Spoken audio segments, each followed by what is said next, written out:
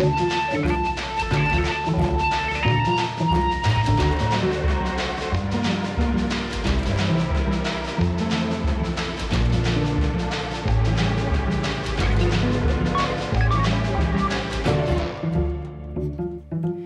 dans l'actualité des idées aujourd'hui, la guerre des idées n'aura pas lieu. On en parle avec la journaliste et essayiste Eugénie Bastier. Après Adieu Mademoiselle et Le Port émissaire aux éditions du Cerf, elle publie La guerre des idées chez Robert Laffont. Présentée comme une enquête au cœur de l'intelligentsia française, elle s'interroge à la fois sur le rôle, la place des intellectuels, sur les bonnes et mauvaises pratiques dans le débat public, comme les boycotts, la censure ou la judiciarisation, les nouveaux clivages et les différents camps en présence, le retour notamment de la gauche radicale, le blues des libéraux, les fanfarons réac et le populisme intellectuel. Chaque camp disant l'autre hégémonique, omniprésent dans les médias, chacun accusant l'autre d'avoir gagné la bataille culturelle. Bonjour Eugénie Bastier. Bonjour. Est-ce que vous avez cherché à jouer les arbitres dans cette guerre des idées ?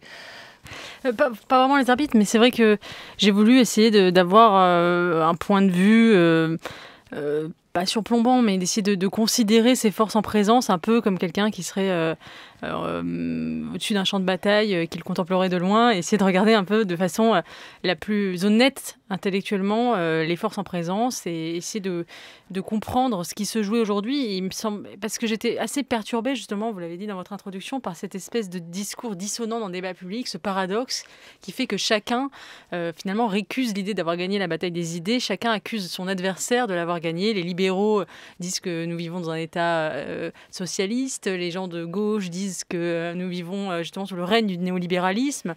Une partie de la gauche dit que les réacs ont gagné la bataille des idées et les réacs eux-mêmes, ceux qui sont désignés ainsi, disent que la gauche est hégémonique. Et j'ai essayé d'y voir un peu plus clair et aussi de répondre à cette question de est-ce que c'était mieux avant véritablement le débat intellectuel. Ouais, et ça commence par qu'est-ce qu'un intellectuel, hein ? C'est peut-être la première question à se poser. Est-ce que vous, qui intervenez régulièrement dans le débat public, vous vous considérez du coup comme une intellectuelle ?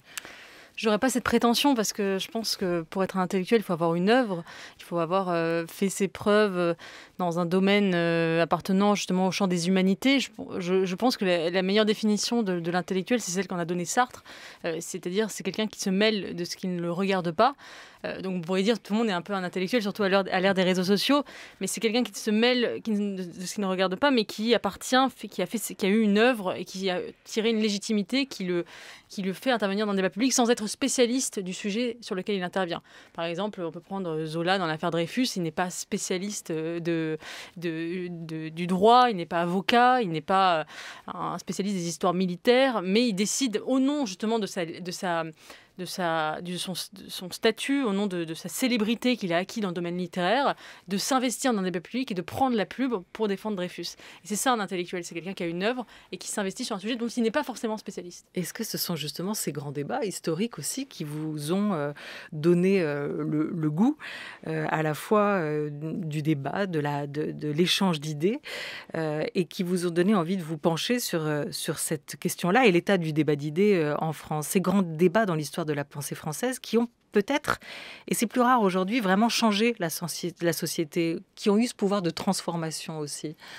C'est vrai qu'il y a une spécificité française, je pense, dans le goût du débat public, le goût du pugilat d'idées.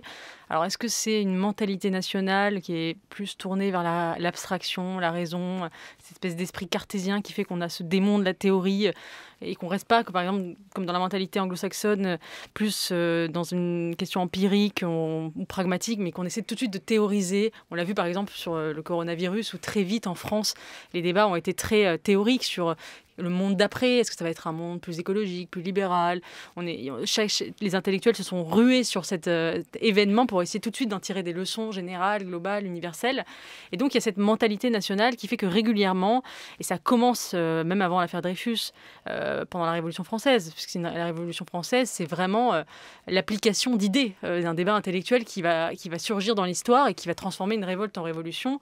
Et donc, c'est ces idées des philosophes des Lumières qui, au départ, naissent dans les salons de façon complètement abstraite.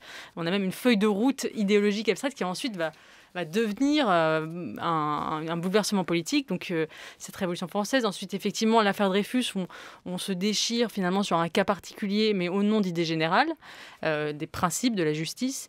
Et ça ne cesse tout le long du XXe siècle avec les différentes engagements des intellectuels. Et c'est toujours bien présent aujourd'hui, je trouve, pour le pire comme pour le meilleur, puisque c'est aussi cette spécificité française qui fait que on échappe peut-être à l'émotivisme un peu ambiant, je trouve, des réseaux sociaux ou qu'on trouve beaucoup dans les pays anglo-saxons, parce qu'on a cette capacité de raisonner et de se disputer sur les principes.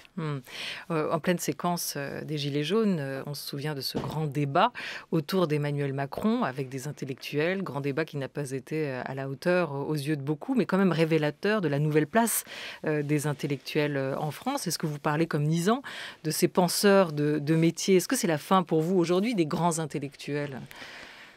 Alors c'est vrai que quand on regarde, par exemple, dans mon livre, je cite ce classement du magazine Lire en 1984 qui interroge les Français en disant qui sont pour vous les plus grands intellectuels d'aujourd'hui. Alors la liste qui sort en premier, c'est Claude Lévi-Strauss, Raymond Aron, Michel Foucault, Jacques Lacan, Simone de Beauvoir, Marguerite Yourcenar, Fernand Braudel. Bon, c'est vrai que là on a un panel. Aujourd'hui, c'est vrai qu'on n'a plus... on était vraiment à l'acmé de la pensée française dans les années 70-80, où il y avait tous ces penseurs qui, effectivement, ont rayonné dans le monde entier, pour le pire et pour le meilleur, encore une fois, ce qu'on appelait la French Theory. Aujourd'hui, c'est vrai qu'on a beaucoup moins ces grandes figures de l'intellectuel à la française qui est capable d'avoir à la fois cet engagement et cette vision générale du monde. Il en reste, mais ils sont de plus en plus vieillissants. Et c'est vrai que ce qui caractérise un peu le débat public aujourd'hui, c'est que les intellectuels sont de plus en plus spécifiques, c'est-à-dire ils se cantonnent à des sujets très très précis et perdent peut-être cet art de la synthèse qui faisait la spécificité de l'intellectuel à la française. Alors, est-ce que ça en fait des experts pour autant, ces fameux experts présents sur les plateaux télé qu'on a beaucoup pointés et dénoncés? À la rentrée dernière, Eugénie Bastier, l'éditeur, essayiste, écrivain, Pierre Nora, a annoncé la fin de la revue Le Débat, qui était centrale pendant des années aussi au cœur de la vie intellectuelle. Voici les raisons qu'il donnait pour arrêter cette revue. On consulte ce type de revue à l'article, au numérique. Je le comprends très bien et en un sens, c'est un progrès démocratique que je salue. Mais en un autre sens, c'est la condamnation de ces revues dont l'objet n'était pas de faire des articles individuels, mais d'en faire un laboratoire d'idées dont la dynamique se déploie dans la durée et donc dans la fidélité d'un certain public à cet ensemble dont il ne lit pas tout, mais dont il comprend que chaque article qu'il lit participe. Et c'est ça qui est en train de disparaître. Au fond, une revue telle que Le Débat, c'est une recherche permanente. La démocratie, c'est le débat. Voilà, alors est-ce qu'il n'y a pas aussi, et c'est ce qu'évoque Pierre Nora dans cette idée, une question d'accélération? Est-ce que la réaction n'a pas pris la place à la réflexion, sur la réflexion? Je suis assez d'accord là-dessus avec Pierre Nora. Il y a une double raison, je pense, de l'arrêt du débat. D'abord, effectivement, un climat idéologique. Le débat a été créé en 1980, c'était l'année de la mort de Sartre. Et c'était l'idée que finalement on allait en finir avec l'intellectuel engagé, qu'on allait tous se réconcilier finalement avec des options. On allait faire dialoguer les experts plutôt que faire combattre des idéologues. Et cette vision de l'intellectuel engagé, elle a... de désengager, elle a un peu disparu puisqu'aujourd'hui on a le retour de cette guerre des idées très conflictuelle et finalement le débat a laissé place au combat, comme l'a dit aussi Pierre Nora. Et il y a une deuxième raison qu'évoque Pierre Nora là, c'est effectivement la perte de qualité du débat public et le fait qu'il soit de plus en plus compliqué, qu'une revue extrêmement dense comme celle du débat, qui n'avait pas changé sa couverture depuis sa naissance en 1980 et qui était sans images, des articles très très longs de 20 000, 30 000 signes, exige une disponibilité d'esprit qu'effectivement nous n'avons plus dans l'écosystème médiatique d'aujourd'hui, parce qu'effectivement il y a cette espèce de temps continu d'accélération créé par aussi cet écosystème des réseaux sociaux. Et je crois qu'effectivement c'est très problématique et que dans les années C'est Pierre Nora aussi qui me racontait ça. Dans les années 70-80, un ouvrage de sciences humaines pouvait se vendre à 70 000, 80 000 exemplaires. On appelait ça un succès. Aujourd'hui, un succès en sciences humaines, c'est 3 000, 5 000 exemplaires. Donc on voit bien que le nombre de lecteurs a baissé et que le niveau, la disponibilité mentale n'est plus la même.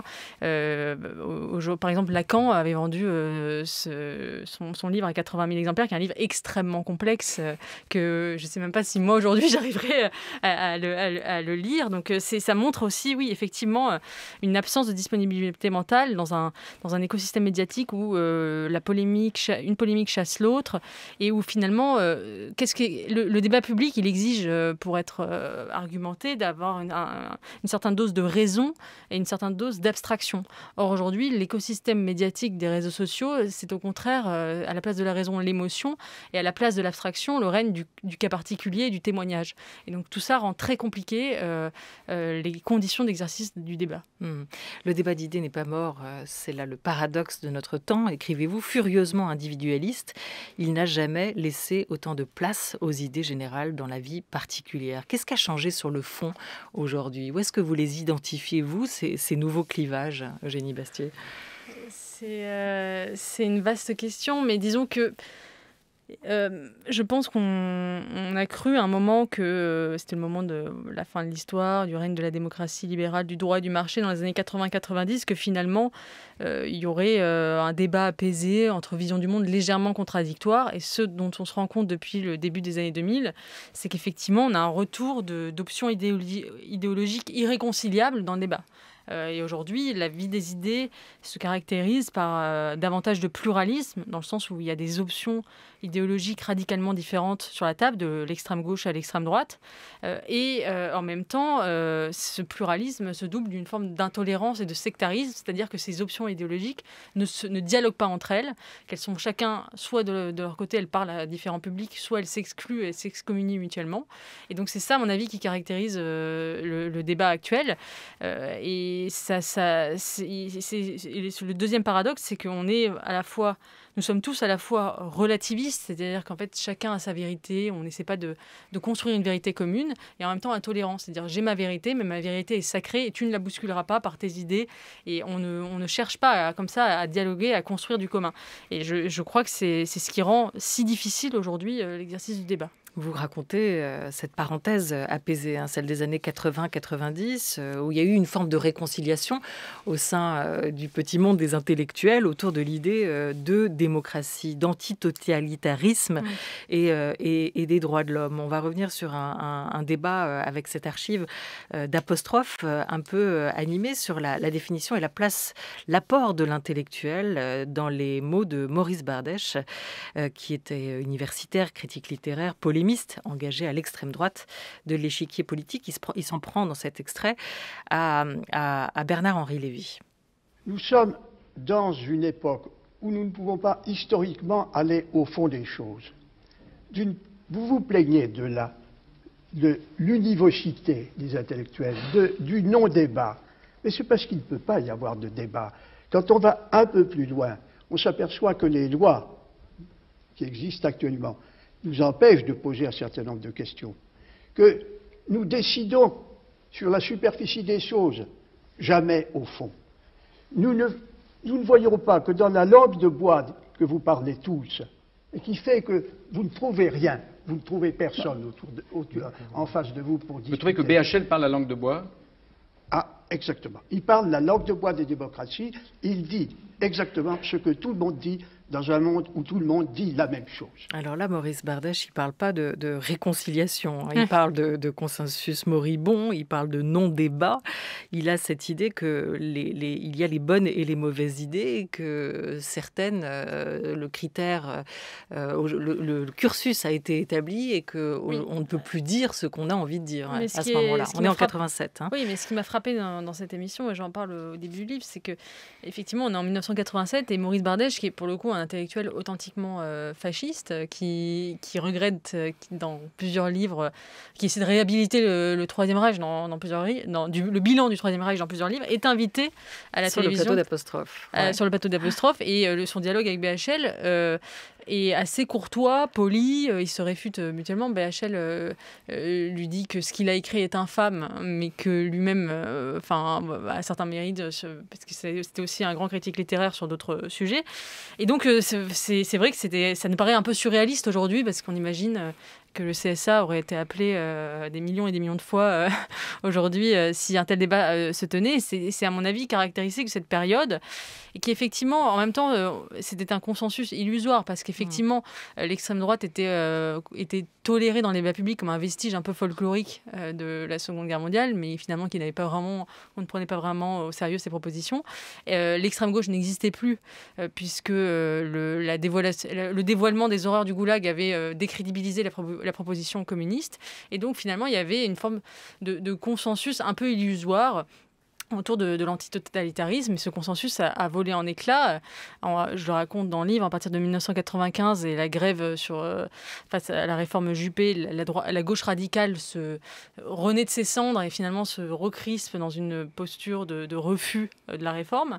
Et puis à partir des années 2000, on a aussi un retour du conservatisme, et ce qui aboutit à ce paysage qu'on a aujourd'hui, qui est à la fois il y a plus de nuances différentes dans le débat public, et en même temps qui est moins nuancé puisqu'il y a plus de sectarisme. Mais alors évidemment, sans partager les opinions d'un Maurice Bardèche, est-ce que vous pensez qu'aujourd'hui la censure, une certaine forme de censure de certaines idées, la judiciarisation des propos a trop mis le couvercle sur certaines opinions, sur certaines pensées, et que ça peut s'avérer à un moment ou à un autre explosif, parce qu'à un moment, toutes les idées finissent par ressortir ailleurs, et qu'il est important que ces passes d'armes aient lieu. Oui, je aussi. pense effectivement. D'ailleurs, c'est comme ça qu'a été conçu finalement l'exercice du débat en Occident a été conçu comme une alternative à la guerre civile. La guerre des idées est une alternative à la guerre civile. C'est parce qu'on échange intellectuellement sur des principes opposés dans le débat public de façon argumentée qu'on n'en vient pas justement aux mains. Et je crois justement à l'inverse, parce que beaucoup de gens disent que quand on libère la parole, ensuite il y a une libération de la violence. Moi, je crois au contraire que la parole n'est pas une antichambre de la violence, mais au contraire un moyen de canaliser finalement les débats de la société. Sinon, ils peuvent ressurgir de manière très très violente si on ne les traite pas de façon argumentée dans le débat public. Et de la même manière, je pense qu'un certain politiquement correct finit par créer un anti-politiquement correct qui n'est que le mimétisme du premier, et que je reprends la formule à Alain Finkielkraut quand il parle de Donald Trump comme la mimésis du politiquement correct, la némésis du politiquement correct, pardon, c'est-à-dire l'espèce de vengeance de ce politiquement correct qui a tué beaucoup de sujets et qui ressort de manière brutale, outrageante et caricaturale. Et je crois effectivement que c'est une tentation du débat public. Et je ne parlerai pas de censure, mais je pense qu'effectivement, la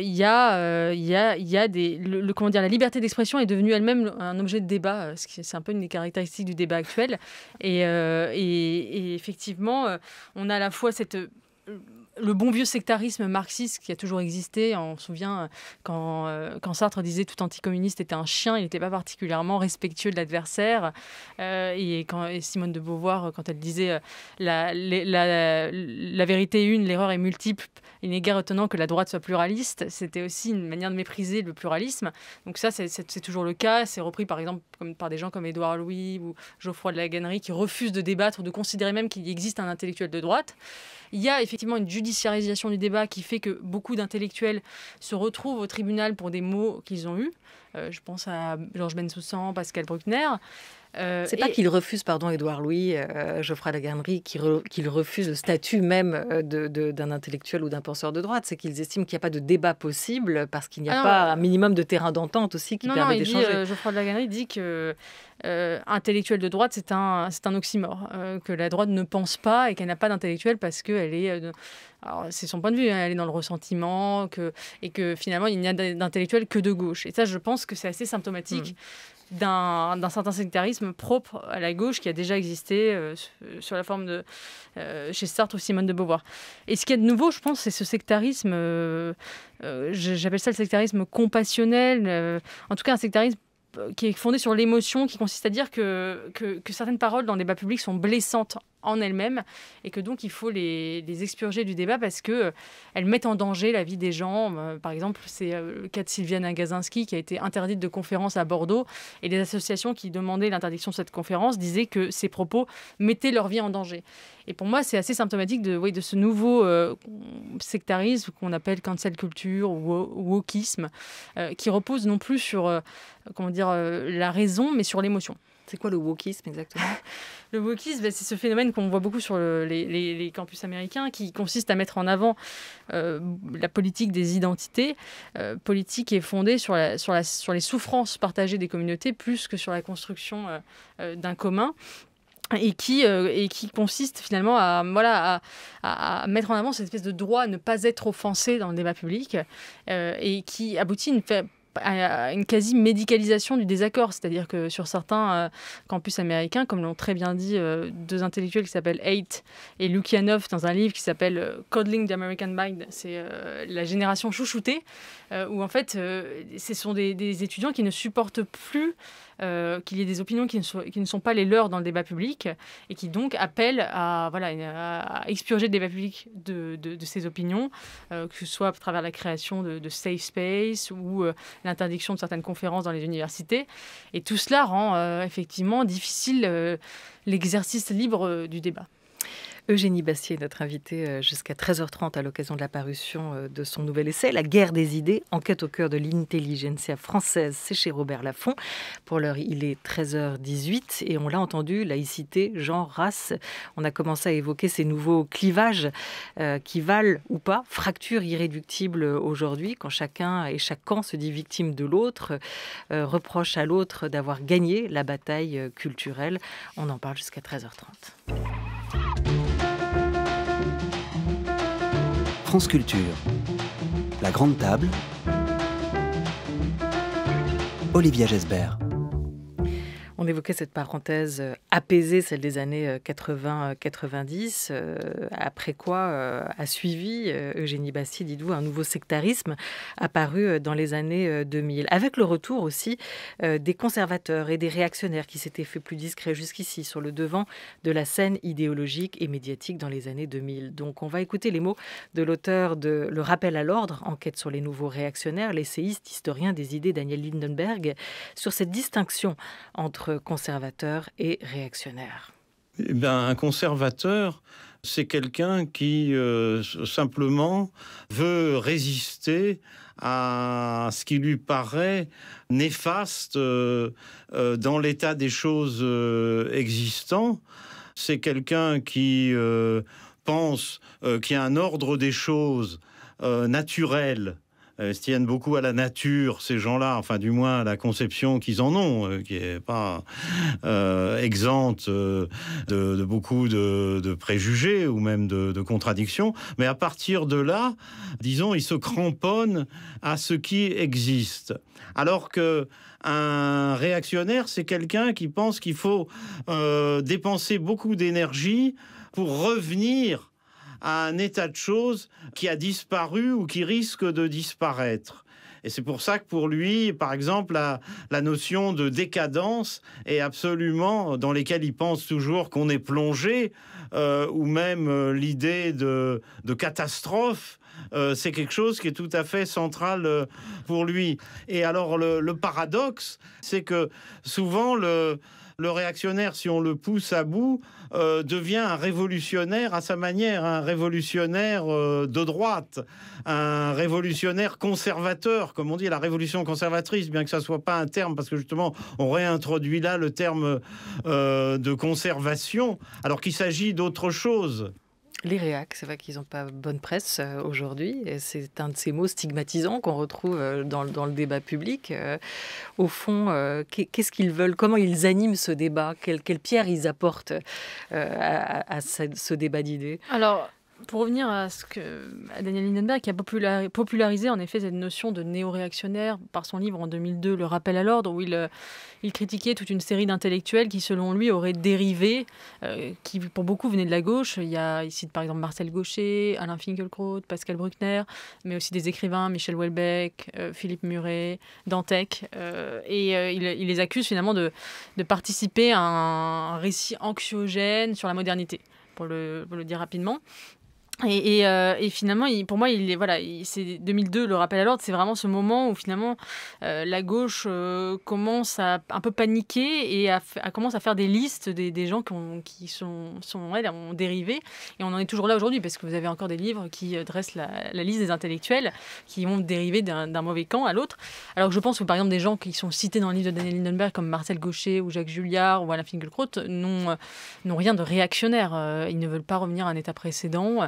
Effectivement, on peut dire qu'ils ont peut-être une pente conservatrice qui s'est affirmée au fil du temps. Mais ce qui est intéressant, dans le discours de Lindenberg, qui est repris par beaucoup d'une partie de la gauche, c'est que finalement, elle considère que ces discours naissent un peu de nulle part et que ce sont juste des discours et que ces discours créent la réalité qu'ils dénoncent. Alors qu'effectivement, il ne considère pas que le réel, lui aussi, a changé et a pu conduire ces personnalités à faire une forme d'aggiornamento intellectuel et peut-être évoluer sur certains sujets. C'est pas les réacs qui ont inventé l'islamisme, c'est pas les réacs qui ont inventé les attentats du 11 septembre ou les attentats de Charlie Hebdo. Il y a toute une série d'événements qui ont finalement bousculé ce champ des idées. Le champ des idées, il ne naît pas de façon abstraite en dehors des événements. Et c'est ça que je reproche un peu à Daniel Lindenberg, c'est de considérer finalement que le réel n'aurait pas bougé et qu'il y aurait juste des discours qui auraient évolué un peu par magie. Rosan Vallon fait un peu ça aussi dans ses livres, alors que le réel a bougé. Et je pense que le réel aujourd'hui, ça a été aussi l'échec de la mondialisation libérale, l'échec d'une utopie multiculturaliste d'un monde sans frontières, et qui aboutit finalement à un retour de l'idée de, pas d'ordre, mais de préservation. C'est vrai qu'aujourd'hui, l'impératif de conservation est peut-être plus tendance, j'ai envie de dire, que l'impératif du changement absolu. On préfère peut-être, comme le disait Camus, préserver le monde que le transformer, parce qu'effectivement, le grand discours de transformation tout azimut du monde qui a régné des années 70 jusqu'à aujourd'hui, effectivement, a conduit à un certain nombre de bouleversements qui ont suscité une inquiétude légitime sur un certain nombre de sujets, l'existence des frontières, du cadre national, la question effectivement de l'identité qui ressurgit. Et je crois que traiter, comme l'a fait Lindenberg et une partie de la gauche, ces questions-là, finalement, en les traitant sous la forme d'une dérive intellectuelle ou en diabolisant les gens qui s'y adonnent, sans essayer de comprendre pourquoi effectivement ce discours existe, c'est très infécond d'un point de vue intellectuel, et aujourd'hui c'est une des raisons pour lesquelles la gauche se retrouve autant à la peine aujourd'hui. Les derniers sondages de ce week-end l'ont montré. Pourquoi la gauche ne séduit pas intellectuellement, c'est une vraie question du débat. Alors la gauche a perdu la bataille des idées. Je crois qu'elle a perdu dans l'opinion, ça c'est sûr. Il y avait un sondage ce week-end qui montrait effectivement que face à Marine Le Pen, Jean-Luc Mélenchon perdrait, ce qui est quand même... Elle l'a perdu dans les urnes ou elle l'a perdu dans l'opinion? Donc dans l'opinion, elle est en train de la perdre, ça c'est sûr. Et effectivement, c'est pas la même chose, vous avez raison de le dire, parce que, par exemple, à l'université, la gauche est encore très hégémonique. Une grande partie, une écrasante majorité des universitaires sont de gauche. C'est pas au doigt mouillé, mais il y a eu des enquêtes qui l'ont montré précisément. Et donc, il y a c'est ça que j'essaie d'analyser dans mon livre, c'est que les champs sont un peu partagés. C'est-à-dire qu'à la fois dans l'opinion, dans les médias, il y a un rééquilibrage qui se fait, mais à l'université, la gauche reste extrêmement dominante et parfois d'ailleurs en déconnexion avec la réalité extérieure de la société dans son ensemble. Et chacun diabolise l'autre camp. Vous évoquez la manière dont les réactionnaires, les néo-réacs ont pu être pointés du doigt par une partie de la gauche. Dans l'autre côté, il y a eu cet événement fondateur qui a été le 11 septembre, les attentats. Et depuis une vingtaine d'années, il semblerait qu'un courant soit en train de se développer. Ce sont les fameux islamo-gauchistes qui ont été pointés du doigt par une ministre récemment et qui auraient infiltré l'université. Fausse polémique ouvre débat, on écoute les mots de l'historien Pascal Blanchard. Si c'est pour dresser au final des listes et définir les bons et les mauvais chercheurs, on peut se montrer très inquiet puisque personne n'a compris en fin de compte à quoi allait servir l'enquête. Si l'enquête est là pour soutenir les théories de Taguieff, de Laurent Bouvet et d'autres qui veulent nous expliquer que la société, la France dans son entièreté, l'université serait totalement infiltrée par ces questions, on peut être très inquiet parce qu'on peut se dire que la mécanique vise à définir à travers, en fin de compte, une forme de stigmatisation ceux qui auraient encore le droit de pouvoir travailler ou ceux qui devraient peut-être s'arrêter de travailler sur certaines questions qui seraient potentiellement dangereuses. Question coloniale, la question du passé colonial, la question du genre, la question de voir la place, entre guillemets, de la race dans l'histoire de nos sociétés. Des questions qui, par définition, on le voit bien, dérangent ceux qui, autour de Pierre-André Taguieff, ont considéré qu'il y avait à travers ces types de recherches un danger pour la République, un danger pour la société. Et d'une certaine manière, d'avoir fabriqué ce slogan pour mettre dans cette boîte tous ceux qui, à leurs yeux, ne seraient pas, en fin de compte, sur la bonne ligne. Alors c'est un slogan islamo-gauchiste, comme Réac est un slogan, à vos yeux, Eugénie Bastier, qui empêche de se poser les vraies questions? Moi, je n'aime pas de toute façon cette volonté de faire des listes et d'exclure des gens du débat public. Effectivement, il peut y avoir une tentation de faire à l'extrême gauche ce qu'ont subi les Réac depuis 20 ans. Et personnellement, moi, je n'y suis pas favorable, même si je pense que, faute de mieux, islamo-gauchisme décrit quand même un mouvement intellectuel de fond qui est extrêmement intéressant et qui se déploie effectivement depuis 20 ans, qui est effectivement une forme de complaisance d'une partie de la gauche envers l'islam politique et l'islamisme, une complaisance qui est en contradiction totale avec son héritage habituellement laïcard ou en tout cas hostile aux religions, qui s'est exercé longtemps contre le catholicisme en France. Et donc ce deux poids deux mesures qui est dû à plusieurs raisons, qui s'expliquent dans une généalogie intellectuelle qui est effectivement la question du tiers-mondisme et de l'anticolonialisme, qui a pu pousser toute une partie des intellectuels de gauche à prendre finalement avoir une forme d'indulgence pour l'islamisme parce que c'était finalement une alternative à l'Occident, une espèce de force, un levier contre l'Occident. C'était effectivement ce qu'on retrouve dans les discours de Sartre ou d'un certain Foucault. On a aussi effectivement, je pense, cette question du parallèle qui est fait entre l'antisémitisme d'hier et une soi-disant islamophobie d'aujourd'hui, qui est faite par certains intellectuels, qui les conduit à vouloir avoir cette posture un peu à la Zola de protection de la minorité opprimée. Et effectivement aussi ce glissement qui est là, une tendance véritablement de fond de la question sociale à la question identitaire et de la centralité du genre et de la race au lieu de la question économique à gauche. Et tout ça forme un espèce de mouvement, une lame de fond qu'on peut appeler islamo-gauchisme. Voilà, donc d'un côté vous permettez l'emploi du mot Réac, un peu moins, ou pas le mot Réac, et au contraire celui d'islamo-gauchiste, ça peut fonctionner. Bon, derrière tout ça, il y a pour vous, Eugénie Bastier, la nécessité de rouvrir le débat, il est essentiel. C'est une caractéristique aussi de la vie intellectuelle française, et peut-être qu'un bon débat d'idées, c'est une conversation conflictuelle avec des désaccords, mais qui devrait rester civilisée. La guerre des idées, votre nouvelle enquête vient de paraître chez Robert Laffont. Merci d'être venu nous en parler.